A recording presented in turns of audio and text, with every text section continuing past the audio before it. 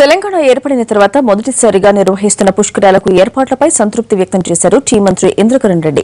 భక్తులకు ఎలాంటి సౌకర్యం కలగకుండా అధికారుల సమన్వయంతో ఏర్పాట్లు చేశామంటున్న మంత్రితో మా correspondent Venkat face to face చూద్దాం.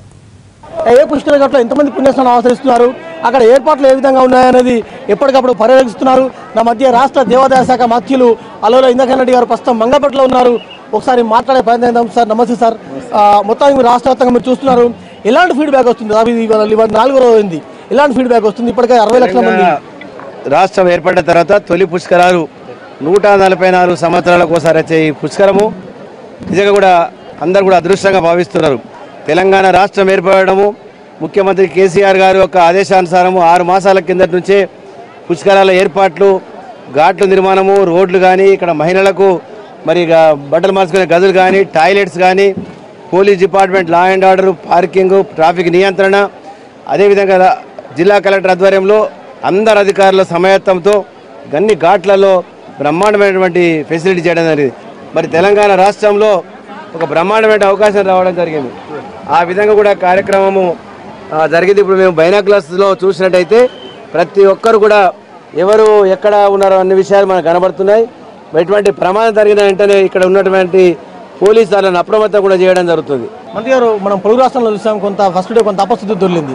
అలాంటి అపస్థితి దొరకకుండా కూడా తెలంగాణ ప్రభుత్వం ముందు నుంచి కొంత జాగ్రత్తలు కూడా తీసుకుంటూ వస్తుంది. కానీ సేమ్ టైంలో ఢిల్లీ నుంచి మొదలుకుంటే, వివిధ రాష్ట్రాల నుంచి మొదలుకుంటే, భద్రాచలం కావచ్చు, బాసర కావచ్చు, ధర్మపురి కావచ్చు, అంటే తెలంగాణ ప్రాంతానికి భక్తుల తాకిడి పెరుగుతూ వస్తుంది. మీకున్న ఫీడ్బ్యాక్ ఏంటి?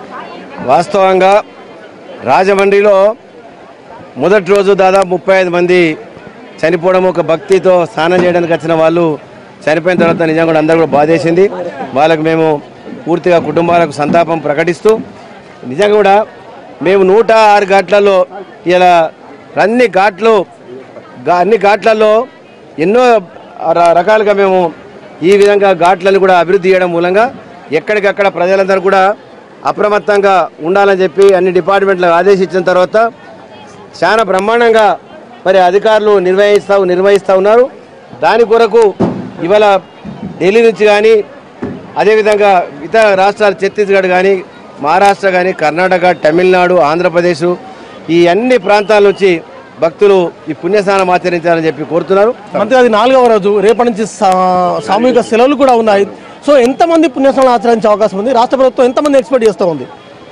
ఈ వచ్చే 4 రోజులలో సోమవారం వరకు ఖచ్చితంగా 1 కోటి పైననే మరి పుణ్యస్నానం ఆచరిస్తారని చెప్పి మేము ఎక్స్పెక్ట్ చేస్తున్నాం. దానికి అనుగుణంగానే అధికారులకు ఆదేశాలు ఇస్తున్నాము. జిల్లా కలెక్టర్ గారు, police department superintendent of police గారు, మరి ఇతర అధికారులు అందరూ కూడా ఆ విధంగా దానికి అనుగుణంగానే మీరు అన్ని కార్యక్రమాలు చేపట్టాలని చెప్పి రాష్ట్ర మంత్రి అంటే అలోల ఇంద్రకరణ్ రెడ్డి గారు అయితే ప్రతి జిల్లాలో ఏదో ఒక జిల్లాకు వెళ్ళి అక్కడ కూడా కొంత ఎప్పటికప్పుడు పర్యవేక్షిస్తున్నారు. ఇది ఇక్కడ తాజా సమాచారం. ఓటు